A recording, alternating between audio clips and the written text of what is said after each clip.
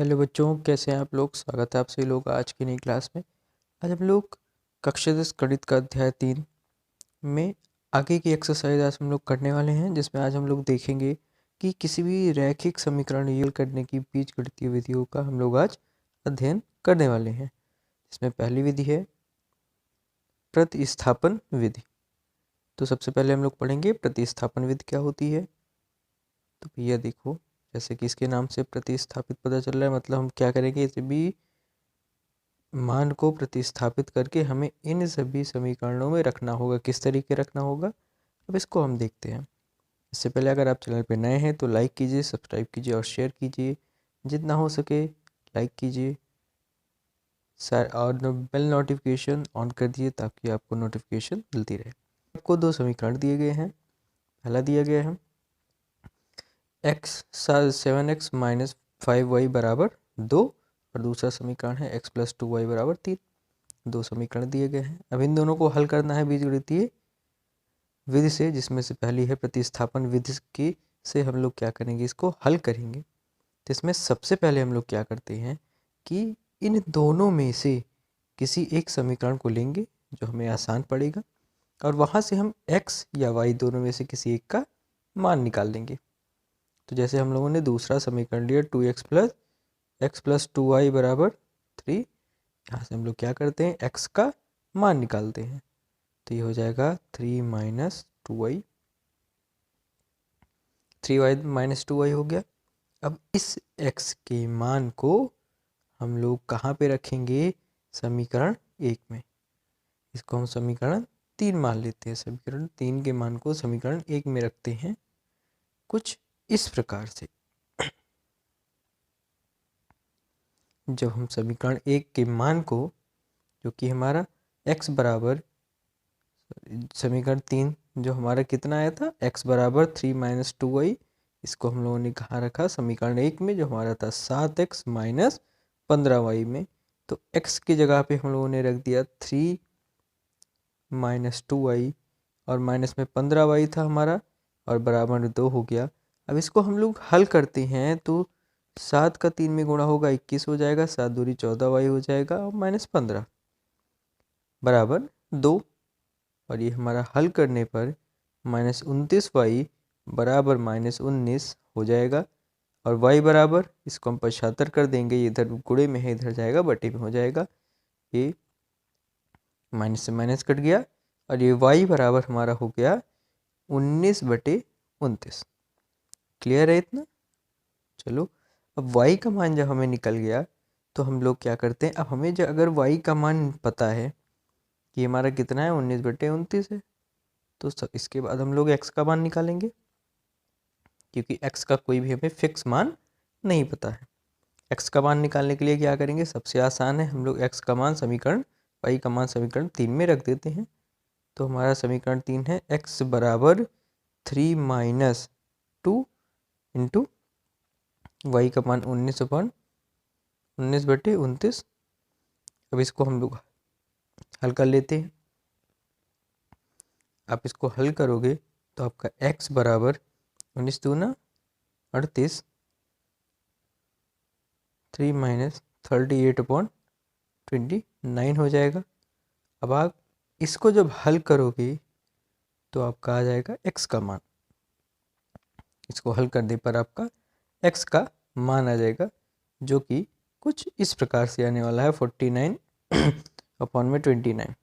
ये इस तरीके से प्रतिस्था ऊपर बटे 29 है, माइनस में 3 है। इसको आपको इस गुणा करना होगा 3 से, 3 से जब गुणा करोगे 29 में और उसको जितना आएगा उसने को घटा दो 39 में से, तब आपका हो जो भी मान आएगा वो आएगा 50/29। ये आपका y का मान आ गया। ये थी प्रतिस्थापन विधि।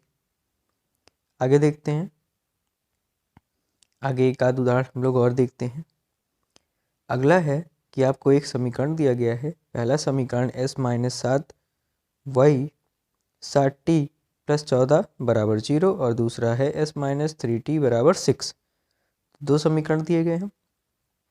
सबसे पहले यहाँ से हम लोग s का मान निकाल लेते हैं समीकरण 2 से।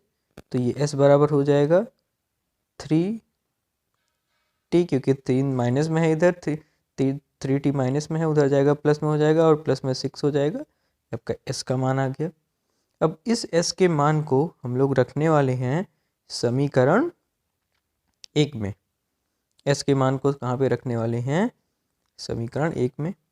तो समीकरण में अगर हम s के मान को रखते हैं तो हमारा हो जाएगा 3 + 6 - 7y + 4t2 = 0।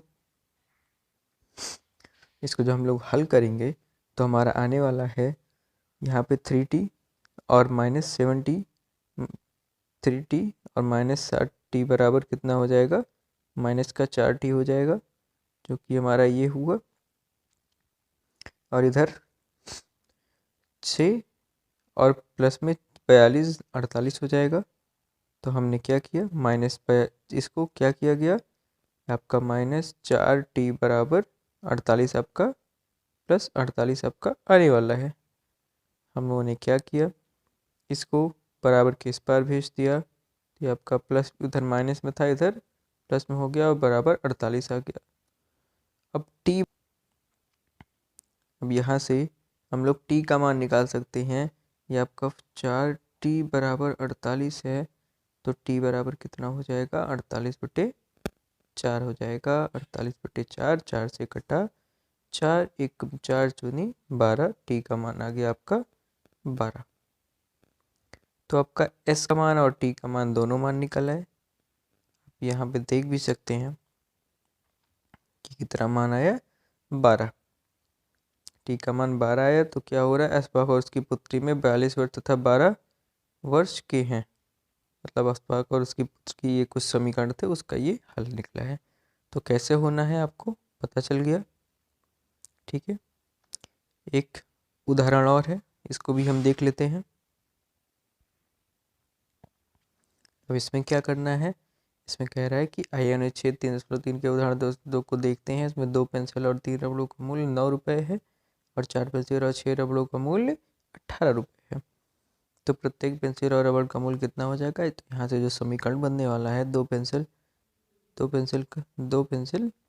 और 3 रबड़, मतलब पेंसिल का मूल्य x और रबड़ का मूल्य y मान लिया। तो 2 पेंसिल 2x और 3 रबड़ 3y, तो x + 3y बराबर टोटल कितना है? 9 रुपये हो गया। और इसका 4x और प्लस 6y बराबर 18 हो गया। दो समीकरण बन गए। यहाँ से हम लोग सबसे पहले किसका मान निकालते हैं? x का मान। x का मान निकालेंगे, समीकरण 1 से x का मान निकालेंगे। x का मान हमारा आ जाएगा 9 - 3y/2 आ जाएगा। x का मान कितना? 9 - 3y/2। अब यहाँ से हम लोग x का मान समीकरण 2 में रखते हैं, तो हमारा जो भी मान आने वाला है हो जाएगा 18/18। ठीक है, तो यहाँ पे 18/18 आ गया हमारा किसका मान? ये हमारा टोटली जो होता है ये कैंसिल हो गया। यहाँ पे हमारा x का मान जो है वो इतना आया था, लेकिन y का मान यहाँ से कुछ नहीं निकला है। अब ऐसी स्थिति में क्या होता है, ऐसी स्थिति में यहाँ पे बताया गया है कि समीकरण 1 और 2 क्या हो रहे हैं, अपरिमित रूप से अनेक हल हैं। इस वजह से इसमें क्या हुआ है, इसका कोई भी हल यहाँ पे हमें नहीं निकल पाया है। तो हमारा जो मेन मोटिव था प्रतिस्थापन विधि, वो आपको समझ में आ गई होगी। एक उदाहरण यहाँ पे और देख लीजिए। यहाँ पर भी आपको क्या है, एक उदाहरण दिया गया है समीकरण 1 और 2। यहाँ सबसे पहले हम लोग क्या करेंगे, x का मान लेंगे समीकरण 1 से। x का मान समीकरण 1 से निकालने के बाद उसको समीकरण 2 में रख देंगे, जहाँ पे हमारा मान आएगा -4। तो यहाँ पे कुछ इस तरीके के आपको क्वेश्चंस हल करने हैं, जिसमें अगर आपका मान 0 आता है, 0 आता है या इस तरीके का कोई आता है, तो क्या होगा, यह उस कथन को सत्यापित नहीं करेगा। मतलब आपका y का मान नहीं निकल रहा है तो संख्या रेखा पर आप कैसे दर्शा सकते हो। जैसे उसमें एक इससे पहले हम लोगों ने एक सॉल्व हल किया था, जिसमें हम लोगों ने देखा था कि दो पटरियों का बताया जा रहा था कि ये हमें बताना था कि पटरियाँ एक दूसरे से होते हुए जाएंगी या नहीं, एक दूसरे को काटेंगी या नहीं। लेकिन यहाँ पे ऐसी स्थिति नहीं हो रही, वो एक दूसरे को किसी बिंदु पर नहीं काट रही हैं, क्योंकि y का मान, अगर x का मान आ रहा है y का मान नहीं आ रहा है, इसका मतलब अगर एक्स और वाई का मान आएगा तभी वो एक बिंदु किसी बिंदु पर काटेंगे, तो किसी बिंदुओं पर नहीं काटती हैं। क्लियर है? आगे की प्रक्रिया लेनी है, इसका सॉल्यूशन आप लोगों को मिल जाएगा। अब इसका अच्छे से स्क्रीनशॉट ले लीजिए। अगले के वीडियो में आपको इसका सारे क्वेश्चंस में कुछ ऐसे क्वेश्चन जिसको आप रिकमेंड करेंगे उन सब के आपको सॉल्यूशंस मिल जाएंगे, क्योंकि सारे क्वेश्चंस के आंसर्स बताना ये वेस्ट ऑफ टाइम मुझे लगता है, क्योंकि कुछ आपको भी करने चाहिए। मिलते हैं बच्चों अगली क्लास में।